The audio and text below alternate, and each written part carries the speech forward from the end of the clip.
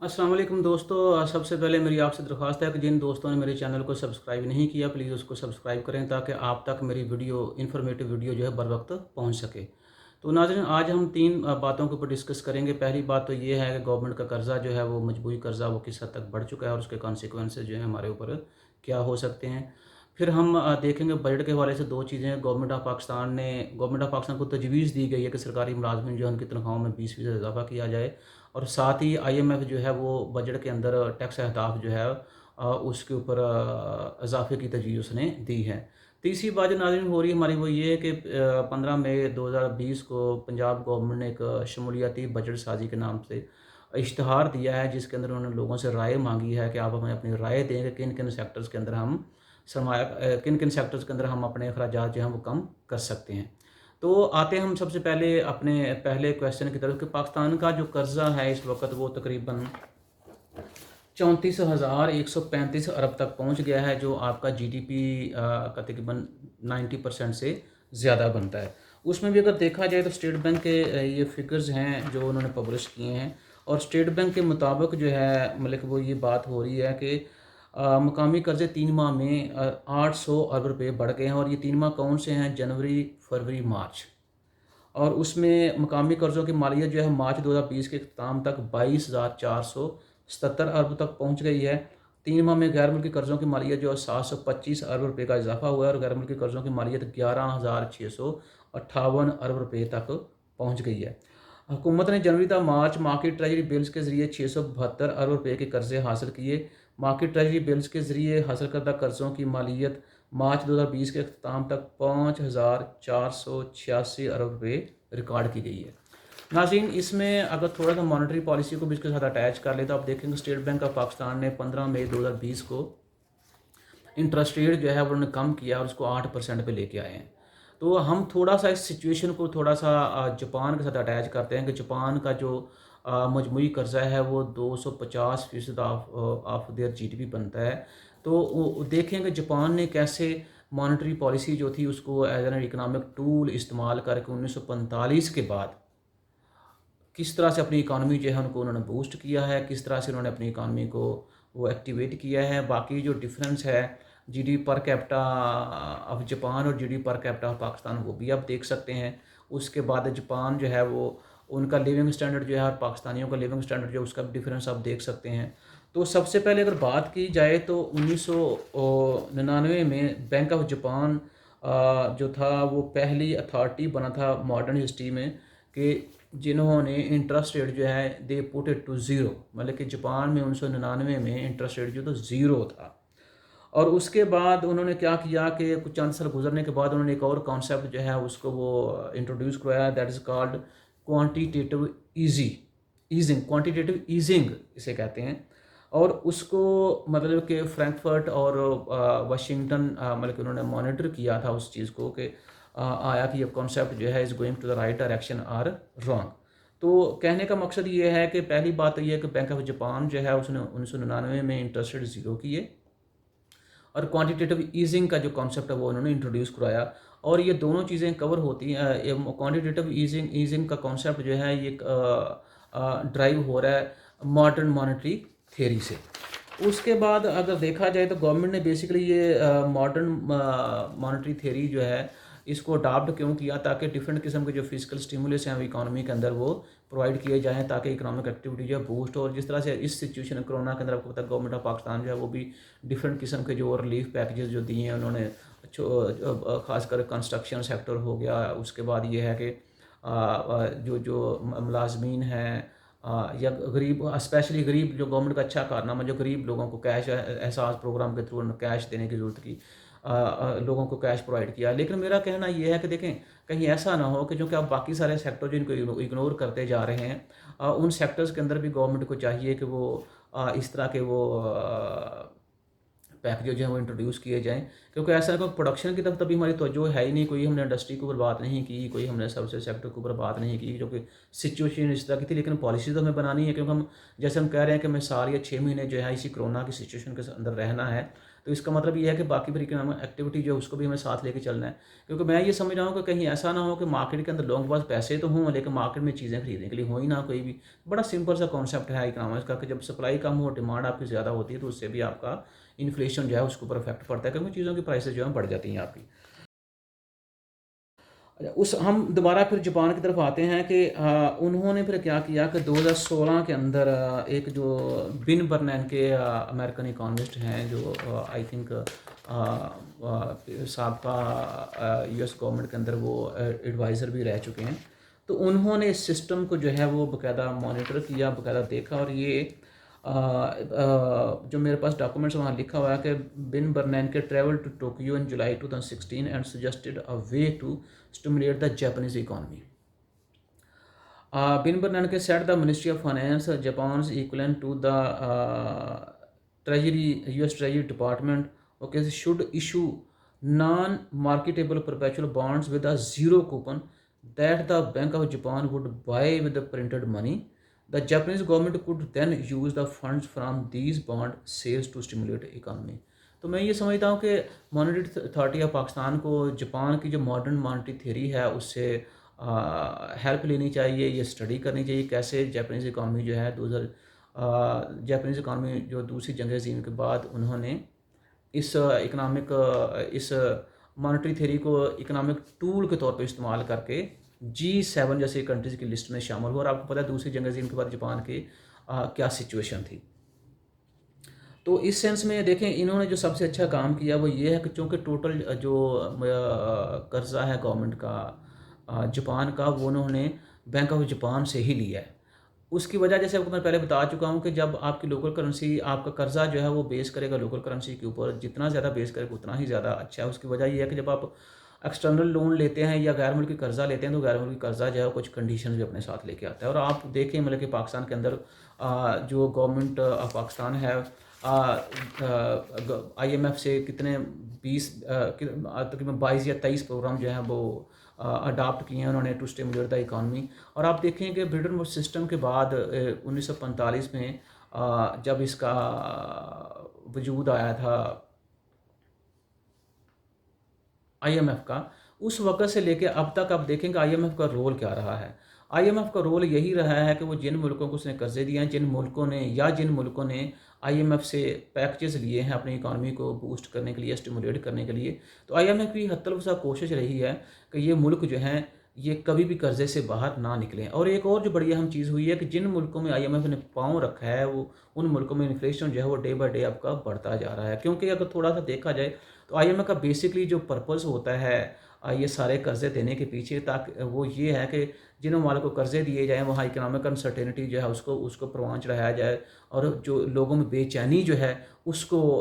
ہوا دی جائے تاکہ ملک جو پولیٹیکلی اسٹیبل نہ ہو سکے۔ اور آپ دیکھ سکتے ہیں کس طرح سے آئی ایم ایف جو ہے ہماری معاشی پالیسی کو افیکٹ کر رہا ہے، کس طرح سے آئی ایم ایف جو ہے ہماری پولیٹیکل سچویشن جو ہے اس کے اندر وہ انٹرونشن کر رہا ہے۔ تو دیکھیں جاپان نے جو قرضہ لیا سارا وہ سینٹرل بینک آف جاپان سے لیا، اور سارے کا سارا قرضہ جو وہ ین میں ہے،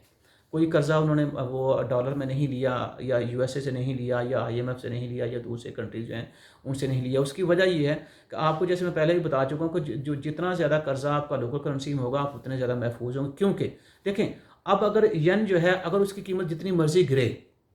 ڈالر کے مقابلے میں تو گورنمنٹ آف جاپان نے قرضہ تو ین میں ہی واپس کرنا ہے،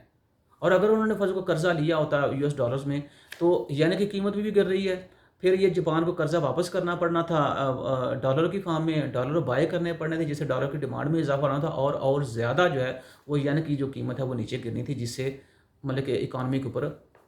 نیگیٹو کانسیکوینس آنے تھے یا نیگیٹو اس کے اثرات ہونے تھے۔ اور یہی سچویشن جو پاکستان فیس کر رہا ہے۔ پاکستان اب جو ہمارے ہاں دیکھیں آپ نے جو لوکل قرضہ لیا وہ تو چلو آپ کا لوکل کرنسی میں ٹھیک ہے، وہ آپ نے روپے کی ہی فارم میں واپس کرنا ہے، وہ جب بھی واپس کریں، لیکن جو قرضہ آپ نے غیر ملکی لیا ہے یو ایس ڈالر کی فارم میں ڈفرینٹ کنٹری سے، پیرس کلب سے، ایشین ڈیولپمنٹ بینک سے، یا آپ نے ورلڈ بینک سے یا آئی ایم ایف سے، وہ قرضہ آپ کو ڈالر کی فارم میں واپس کرنا ہے۔ اب دیکھیں اس سے ہو کیا رہا ہے کہ جب آپ کو وہ ڈالر بائی کرنا پڑے گا پھر ڈالر کی ڈیمانڈ میں اضافہ ہوگا، اور یہ آج جو روپیہ ہے جو ڈالر ہے وہ 160 روپے پہ ہے، یہ 158 روپے پہ ہے، یہ بڑھ کے اور زیادہ اوپر چلا جائے گا۔ تو اس لیے آپ جاپان کا ماڈل جو ہے اس کو اسٹڈی کر لیں، اس کے بعد اس کے اندر سے جو چیزیں آپ کو لگیں گے وہ پاکستان کے حق اندر نہیں ہیں تو ہم آپ ان کو امینڈمنٹ کر کے آپ اس کانسیپٹ کو پاکستان کے اندر لاگو کر سکتے ہیں. تو اس سے میرا خیال ہے کہ پاکستانی اکانومی جو ہے اس کو اس اکنامک ایکٹیویٹی جو اسٹیمولیٹ ہو سکتی ہے. دوسری بات جو ناظرین ہے وہ یہ کہ ابھی چونکہ بجٹ آنے والا ہے, ابھی مئی کا مہینہ ہے, آج 16 تاریخ ہے, تو گورنمنٹ کوشش کر رہی ہے کہ 1 جون یا جون کے پہلے ہوتے ہیں بجٹ جو ہے اس کا وہ بجٹ پیش کر دیا جائے. تو اس میں 2 چیزیں جس کے اوپر میں ڈسکس کروں گا. پہلی بات تو یہ پیچھے دن میں اخبار میں پڑھ رہا تھا کہ گورنمنٹ آف پاکستان نے بجٹ کے اندر سرکاری ملازمین جو ہے ان کی تنخواہوں میں 20% اضافے کی تجویز دی ہے. ابھی تجویز دی ہے, وہ اضافہ ہوا نہیں ہے, تو اسی طرح ذرا خوش ہونے کی ضرورت بھی نہیں ہے کوئی بھی. اور ساتھ ہی IMF جو ہے اس نے 575 ارب کے اضافی ٹیکس لگانے کی بھی تجویز دے رہی ہے.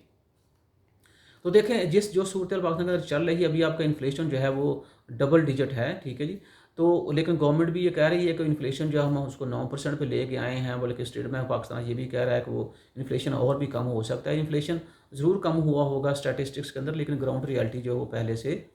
بہت زیادہ مختلف ہے. میرا خیال ہے کہ رمضان شریف کا بڑی برکتوں والا مہینہ ہے, جس میں ہر مسلمان کو اللہ تعالیٰ سے مغفرت کی دعا مانگنی چاہیے, اللہ کی عبادت کرنی چاہیے, اور اللہ سے رحمت کی امید جو ہے وہ کرنی چاہیے. اللہ تعالیٰ سے رحمت کی دعائیں کرنی چاہیے کہ یا مالک ہمارے اوپر اپنی رحمت فرما, ہمارے اوپر اپنا کرم فرما, اور ساتھ ساتھ میں روزے بھی رکھنے چاہیے. لیکن آپ دیکھیں کہ اس مہینے کے اندر بھی 2 فیکٹ جو ہیں وہ چیزوں کی قیمتوں میں اضافے کے اندر آئے ہیں. چونکہ پچھلے کئی سالوں سے روٹین میں جب رمضان شریف کا مہینہ آتا ہے تو پاکستان کے اندر چیزوں کی قیمتوں میں اضافہ ہو جاتا ہے. اور دوسرا کرونا جو تھا اس کی وجہ سے بھی چیزوں کی قیمتوں میں اضافہ ہو گیا. تو چند ایک سیکٹر جو ہیں وہ مطلب کہ وہ ویسے ہی ایک ایگریکلچر سیکٹر ہے, اس میں بھی چونکہ یہ اگر گورنمنٹ کہہ رہی ہے کہ انفلیشن کم ہے تو وہ اس کی شاید ایک وجہ یہ بھی ہو سکتی ہے کہ چونکہ آپ کا پورا ملک بند پڑا ہوا تھا ایگریکلچر ڈیمانڈ کے اندر, باقی جو سارے سیکٹرز تھے وہ چونکہ کلوز ہونے کی وجہ سے اس ڈیمانڈ میں اضافہ تو نہیں ہو رہا. صرف آپ کی فوڈ آئٹمز ہیں, اور بھی ساری فوڈ آئٹمز نہیں ہیں, سم سلیکٹو فوڈ آئٹمز ہیں جن کی پرائسز میں اضافہ جو ڈے بائی ڈے بڑھتا جا رہا ہے. باقی چیزوں کی پرائسز میں اضافہ نہیں ہوا, شاید وہ اس کا یوزیج اتنا زیادہ نہیں ہے. لیکن پھر بھی آپ دیکھیں کہ پچھلے چند دنوں سے تھوڑا سا جو میں نے پچھلے پروگرام میں ذکر کیا تھا تیل کی پرائسز کا, دیکھیں تیل کی پرائسز کم ہوئی, مجھے بتائیں کوئی ایک ایویڈنس دے دیں کہ جس سے ہمیں ثابت ہو سکے کہ جو انفلیشن ہے وہ بھی آپ کے چیزوں کی پرائسز جو ہیں وہ بھی آپ کی کم ہوئی ہیں. ایسا نہیں ہے, کیونکہ پاکستان کی ہسٹری رہی ہے کہ جب بھی آپ کی تیل کی پرائسز میں اضافہ ہوتا ہے تو چیزوں کی قیمتوں میں اضافہ ہوتا ہے, لیکن تیل کی پرائس جو ہی ڈاؤن ہوتی ہے تو چیزوں کی قیمتیں ڈاؤن نہیں ہوتی. اس کی چند پچھلی گورنمنٹ نے میرے خیال میں اس طرح سے ایک اسٹیپ لیا تھا کہ تیل کی قیمتیں ڈاؤن کی تھیں, لیکن میرا نہیں خیال کہ ان کو کوئی خاطر خواہ جو تھے وہ اثرات خاطر خواہ آبجیکٹیو جو اچیو کر سکتے تھے انفلیشن کو ڈاؤن کرنے میں. انفلیشن بلکہ بڑا تھا. دوسری جو بات ہے ہم بات کر رہے ہیں کہ دیکھیں اب جو اس انفلیشن سچویشن کے اندر ملازمین جو ہیں اگر ان کی 20% تنخواہوں میں اضافے کی تجویز دی گئی ہے تو کیا انفلیشن کنٹرول کیا گیا ہے, یا ان کا یہ اضافہ جو ہے کہ جس طرح سے انفلیشن آپ کا بڑھا ہے اسی طرح سے ان کی تنخواہوں میں اضافہ ہوا ہے. میرا اپنا ذاتی خیال ہے کہ چونکہ اب نئے ٹیکس لگیں گے, یہ نئے ٹیکس جو ہیں ظاہر سی بات ہے یہ بھی کسی نہ کسی صورت میں جو سرکاری ملازمین ہیں ان کے اوپر بھی اس کا برڈن پڑے گا, اور جو 20% اضافے کی تجویز دی گئی ہے ہو سکتا ہے کہ وہ نومینل ٹرم میں تو ان کی تنخواہیں بڑھیں لیکن ریئل ٹرم میں تنخواہوں میں کمی جو ہے وہ مطلب کہ میں دیکھ رہا ہوں. اسی طرح ناظرین ہم جو تیسرا ہمارا سیگمنٹ ہے جس کی ہم بات کر رہے تھے تیسرے کویسچن کی, گورنمنٹ آف پنجاب نے ایک اشتہار دیا ہے 15 مئی 2020 کو شمولیتی بجٹ سازی, جس میں لکھا کہ یہ گیا کہ محکمہ خزانہ حکومت پنجاب کو آئندہ عوامی بجٹ 2020 اور 21 میں عوامی پتہ نہیں مجھے وہ کون سی اس میں عوام والی بات ہے, لیکن چلو خیر انہوں نے کہا ہے کہ عوامی بجٹ ہے تو ہم اس کو مان لیتے ہیں. عوامی بجٹ 2020 اور 21 کے لیے آپ کی تجاویز و سفارشات درکار ہیں. آپ کی رائے ہمارے لیے بہت اہم ہے. دیکھیں وہ رائے کس قدر اہم ہے کہ عوام جو ہے وہ چاہ رہی ہے کہ ہماری زندگی کو آسان کیا جائے تاکہ ہم اپنی زندگی کو سروائیو کر سکیں, اور کتنی آسانی ہے لوگوں کی زندگی میں وہ آپ خود دیکھ سکتے ہیں کہ چیزوں کی پرائسز میں اضافہ ہو رہا ہے. کسی قسم کا جو ہے وہ مطلب کہہ لیں کہ جیسے تیل کی پرائسز میں کمی آئی ہے, اس کمی کی وجہ سے عام آدمی کی زندگی جو ہے میرا نہیں خیال کہ اس کے اوپر کوئی خاص افیکٹ پڑا ہے, یا ان کو خاص چیزوں کی تیل کی قیمتوں گرنے سے ان کو خاص فائدہ ہوا. تو عوام جو ہے وہ رائے یہ دے رہی ہے کہ انفلیشن کم کیا جائے, انفلیشن کم کیا جائے, انفلیشن کم کیا جائے. تو اگر آپ کے لیے عوام کی رائے بڑی اہم ہے تو خدا را کوشش کریں تاکہ انفلیشن پریشر جو ہے اس کو ڈکلائن کیا جائے. اس میں جو جن سیکٹر کے اندر گورنمنٹ آف پنجاب نے بات کی ہے کہ آپ کے مطابق حکومت پنجاب کو کن شعبہ جات میں اخراجات کرنے چاہیے, وہ شعبہ جات کون سے ہیں؟ ماحولیاتی تحفظ, بالکل, انوائرمنٹ کوالٹی جو ہے اس کے اوپر کام کرنا چاہیے. اور آپ کو پتہ ہے پچھلے چند سالوں سے پاکستان جو اسموک جیسا ایشو جو ہے وہ فیس کرتا آ رہا ہے, اور ہم نے ماحولیات کے اوپر توجہ نہیں دی تھا. آپ کو میں نے بتایا تھا کہ پاکستان میں 2030 تک جو ٹمپریچر آپ کا آج ہے یہ 300% اس میں اضافہ ہو جائے گا. اور آپ دیکھیں کہ آج اسموک کے دنوں میں سانس لینا کتنا پرابلم ہے. کہ پاکستان پہلی دفعہ ایسا ہوا ہے کہ اس دفعہ آپ کی کھانسی اور گلے کی خرابی جیسی بیماریاں تھیں اسموک کے دنوں میں وہ اجاگر ہوئی ہیں. تو جب 300% آپ کا ٹمپریچر جو خراب ہو جائے گا تو اس ٹمپریچر میں دیکھیں پھر سانس لینا کتنا زیادہ مشکل ہو جائے گا. اور ہاں, ماحولیاتی تحفظ کے اوپر یا انوائرمنٹل سسٹینیبلٹی کے اوپر کام کرنا چاہیے, اور وہ کام کرنا بہتر ہے. بہتر اسی وقت ہوگا کہ جب گورنمنٹ آف پنجاب یا فیڈرل گورنمنٹ جو ہے وہ رینیویبل انرجی سورس ہے جو میں اس کے اندر انویسٹمنٹ کرے گی. کیونکہ ایک وقت ایسا بھی آئے گا کہ جب سارے ڈیولپ کنٹریز جو ہیں وہ پابندیاں لگا دیں گے کسی بھی ایسے ملک سے ایکسپورٹ نہ لی جائیں جو نان رینیویبل انرجی سورسز جو ہیں اس کو استعمال کریں اپنے پروڈکشن کے اندر. برطانیہ نے اعلان کر دیا کہ no more investment in fossil fuels. تو اس کا مطلب یہ ہے کہ جب یہ کنٹریز اپنے ملک کے اندر اتنی اسٹرکٹ پالیسیز امپلیمنٹ کر رہے ہیں ریگارڈنگ رینیویبل انرجی سورسز, تو پھر ہمیں بھی اس کے اوپر توجہ دینے کی ضرورت ہے. پھر دوسرا جو معاشی بحالی کی بات کی ہے, دیکھیں اکنامک اسٹیمولیشن کی بات تو ہر جگہ ہو رہی ہے. ہاں, یہاں سے اخراجات کم کرنے کے لیے ہم نہیں آپ کو کہہ رہے. فضان صحت اور علاج معالجہ یہ دونوں جو ہیں وہ ہیلتھ سیکٹر کے اندر آتے ہیں, اور یہ پرائم میرے خیال میں پریارٹی ہونی چاہیے گورنمنٹ کی کہ ہیلتھ سیکٹر جو ہے اس میں اخراجات میں اضافہ کیا جائے نہ کہ کمی کی جائے. پھر سرمایہ کاری کے مواقع ہیں جس کو ہم انویسٹمنٹ اپرچونیٹیز کہتے ہیں. جب دیکھیں معاشی بحالی آپ کی ہوگی تو انویسٹمنٹ اپرچونیٹیز بڑھیں گی, آپ کی روزگار کے مواقع جو ہیں. دیکھیں پاکستان کے اندر پہلے انمپلائمنٹ بڑا ہائی ہے, اور یہ کرونا کی وجہ سے اس میں اور اضافہ ہوا ہے. تو اس لیے ہم تو نہیں چاہتے کہ آپ جو ہیں وہ روزگار کے مواقع نہ پیدا کریں. سماجی تحفظ کی بات کی گئی ہے. اس میں ناظرین جو ایک سیکٹر مسنگ ہے وہ ہے ایجوکیشن. تو ایجوکیشن سیکٹر جو اگر آپ کو گورنمنٹ کے جو ایجنڈا تھا یا گورنمنٹ کا اس کی جو بڑی تنقید تھی پچھلی گورنمنٹس کے اوپر وہ یہ تھی کہ پچھلی حکومتوں نے ایجوکیشن اور ہیلتھ سیکٹر دونوں کو اگنور کیا ہے. تو اس گورنمنٹ میں تو اس اشتہار کے اندر جو گورنمنٹ پنجاب نے ایجوکیشن سیکٹر کو ایلیمینیٹ کر دیا اپنے اشتہار میں سے. تو میرا خیال ہے کہ بہت ضروری ہے وہ بھی سیکٹر. اب پتہ نہیں وہ کیوں اس کو ایلیمینیٹ کیا گیا ہے. اور جہاں تک اخراجات کی بات ہے کمی کی, تو میرا خیال ہے کہ جو گورنمنٹ آف پنجاب کو